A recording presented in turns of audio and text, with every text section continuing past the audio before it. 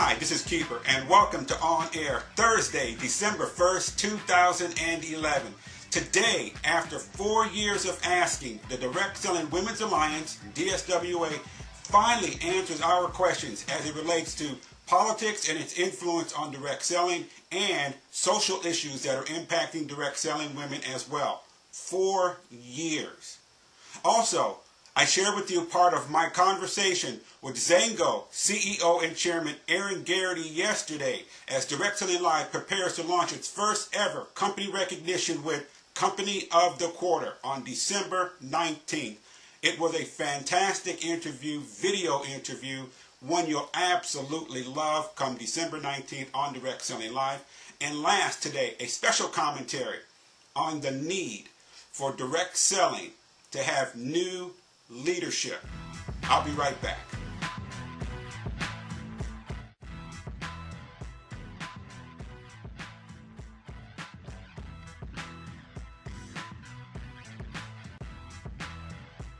The DSWA, Direct Selling Women's Alliance, they finally respond after 4 years of waiting for them to respond to a question on politics and its influence in direct selling, on social issues, on women's issues in direct selling.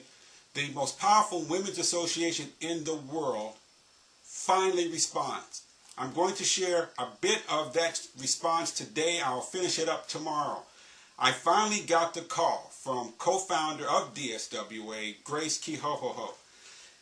I saw the story and got some responses, which, by the way, we got a number of responses from women saying, thank you, it's about time that someone brought this issue forward. We are really going to investigate the fact that the DSWA, after so many years and so many questions that you've asked them, never responded.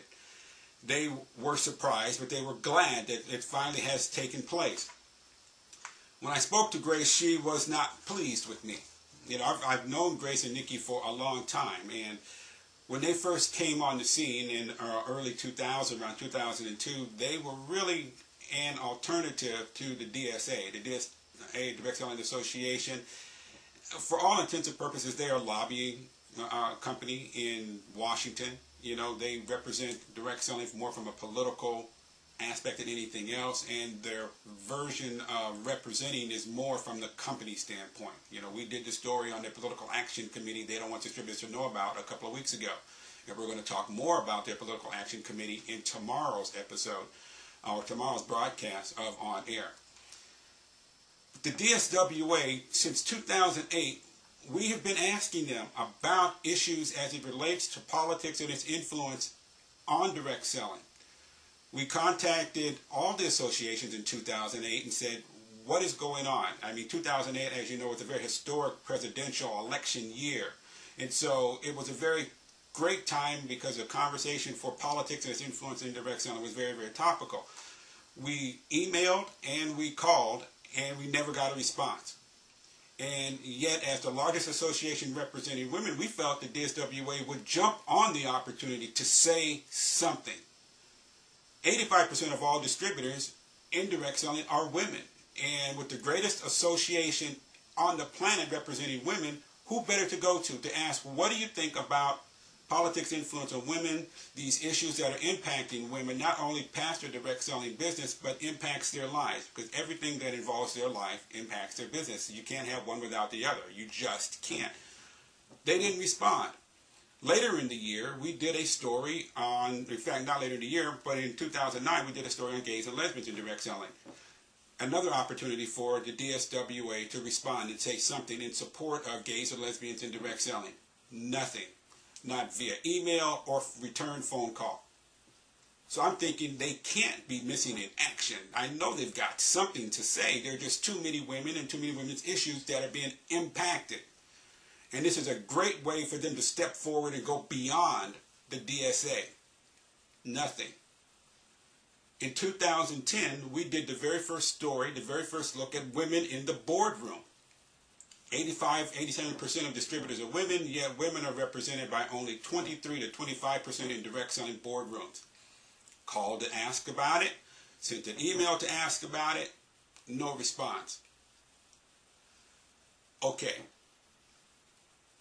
The DSWA's mission is all about, as they said, Our mission is to make an authentic difference in your direct selling career. In fact, your direct selling life. In fact, Grace the other day made that perfectly clear. That is their mission. That's a part of it. She left out a large part of the mission. In fact, the very end of it goes on to say, in every way possible, tangible or otherwise, in every way possible now, the DSWA is devoted to the development of your personal power and ultimate prosperity. That end of the mission statement says that they are all about the life and the lifestyle of the direct seller. That's what that says. It doesn't say we're only limited to your direct selling career. Because if it's going to be tangible or otherwise, it's about being of service to others and the world. On any and everything. This year, in 2011, leading up to the 2012 election, we wanted to say, okay, do you have something else that you want to say, or finally, do you want to talk about it? No, it wasn't until our story on DSWA Mission in Action that got them to speak up. Grace took offense to the story. She thought it was an attack on them. She thought it was slanted. She thought it was spin. And I told Grace, it has nothing to do with spin. You guys have not stepped up and said a word. You have not presented any kind of comment. You haven't even made the no comment. You refused to even do that. Grace went on to say that we are an association that is about direct selling women and helping them build their business. And I said, Grace, you can't be. You can't be about that anymore. There are too many things at stake. We are certainly seeing here in the United States where women's salaries, women's rights to say and do things regardless of what your position is are being eroded and or being challenged. When the greatest association in direct selling for women has nothing to say, in the absence of pure leadership, people will listen to whoever is speaking the loudest. And with the DSWA not saying anything, that speaks volumes. This is not an attack on DSWA. What this is all about is hopefully getting them to realize that they can be better, greater than who they are. They can represent more women in a much more constructive way beyond just the business aspects of the association. That's what the other associations do. That's all they're about. She took offense to my comment that the DSWA has become a training, a tools creating, and events company.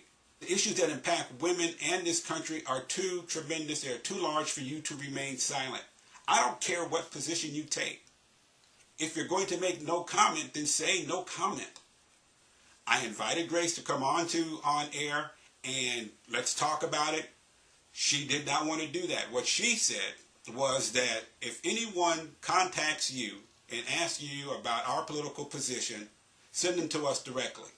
We don't want to make a public comment. Well, that's not going to happen. You cannot do damage control on a one-to-one basis on a phone call where no one ever hears. Anything that you have to say is not going to work. I let her know on every single one of these topics, 2008, the women in the boardroom, gays and lesbians, and once again on the 2012 politics, even on the distributor tax petition initiative that we put out, that they remained silent on. I told her I have contacted Nikki Kihohoho each time. Grace wanted to say, well, I didn't know anything about it. Well, it's not my job to track down everyone at the DSWA until someone can finally make a comment. I went to the very top. I went to one of the co-founders. No comment. You guys are the founders. You went on to say that you guys aren't prepared, you're not in a position to make statements like this. But after almost 10 years, you should be. You are the Association for Women. You guys should be so well prepared to talk about anything. You talk about things all the time. It's not like this is the first time you've had the glare of lights in front of you. At the very least, the understanding needs to be we are trying to make direct selling better. There's no doubt that me personally, Gracie Nikiki Ho Ho Ho, the organization of DSWA and the communications company Direct Selling Live and Nexus Worldwide Media, we're all looking to make direct selling better. Granted, we may do it differently, but that doesn't mean that we all have the same goal, that we don't have the same goal in mind, because in fact we do. I think one of the greatest things that you can do is come on to OnAIR and talk about it. Give yourself an opportunity to let people know, particularly women, where you're at with all of this stuff. As they say, the acute problems of today cannot be solved by the same level of thinking that created them. That's what you're leaving this up to. The acute problems of direct selling are being left up to the same level of thinking that created them. In fact, you're leaving all of the issues to be resolved by the Direct Selling Association. Please tell me that's not what you're going to do. As much as I like the DSA, I would not want any one association to speak on behalf for me or anyone else at any point in my life. We need alternatives. We need to have people willing to give a different opinion. Otherwise, we all are just left scratching our head or listening to the one lone loud voice that's willing to speak for all of us. Tomorrow I will conclude the rest of this conversation and let you know that if you want to contact the DSWA, you can certainly do so. But we are going to push to have them on air very soon. And now, the next segment is going to bring you my conversation with Aaron Garrity over at Zango.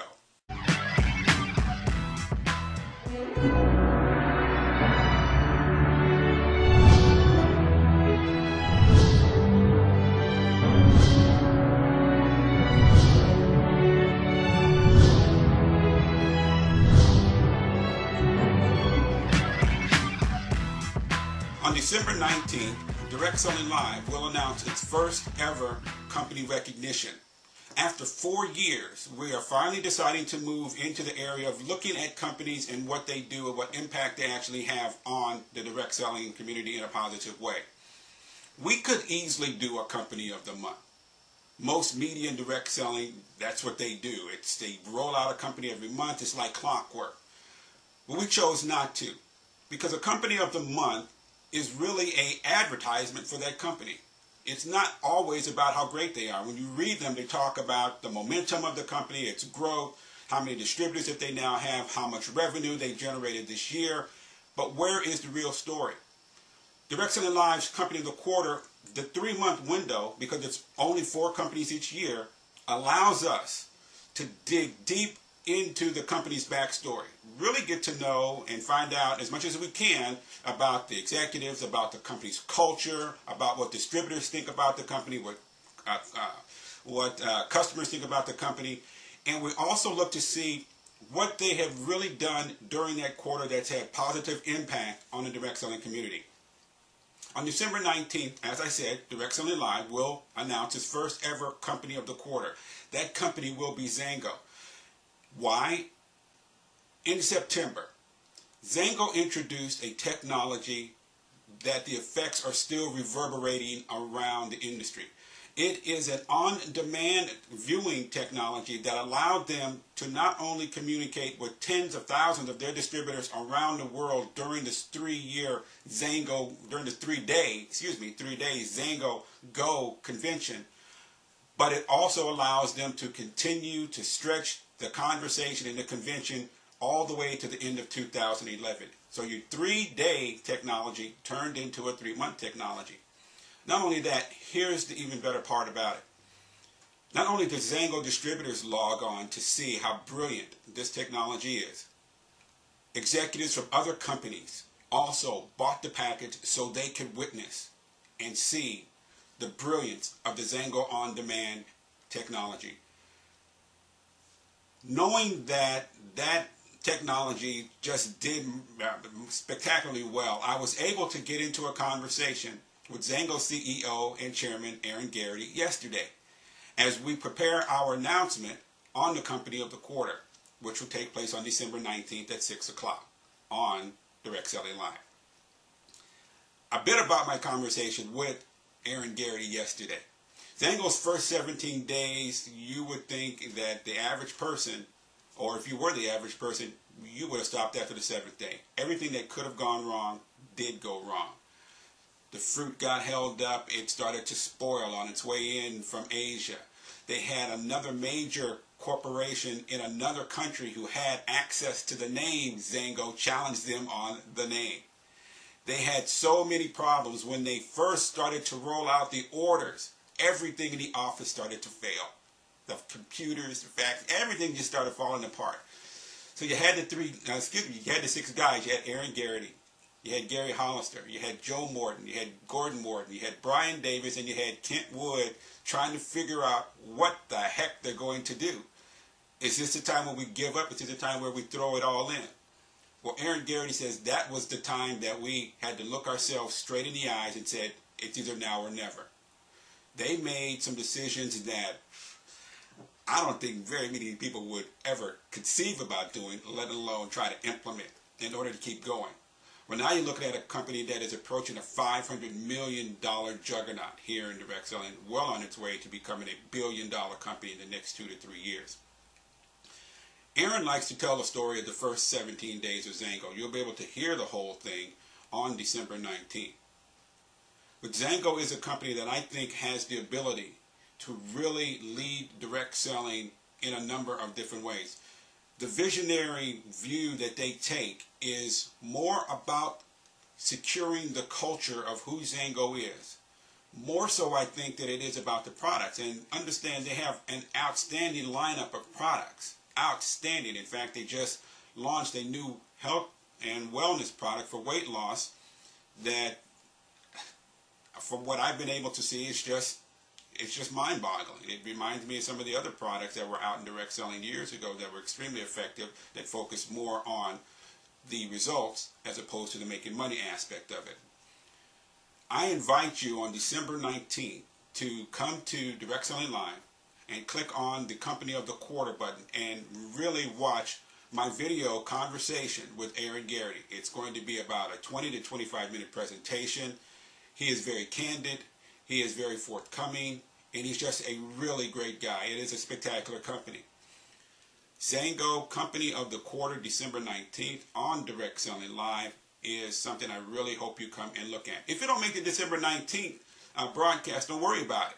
It's going to play for 3 months until we find out who our next Company of the Quarter will be. That will be March 2012. See you in a bit when I have my special commentary on direct selling's need for new heroes and new leadership. I'll be back in a few seconds.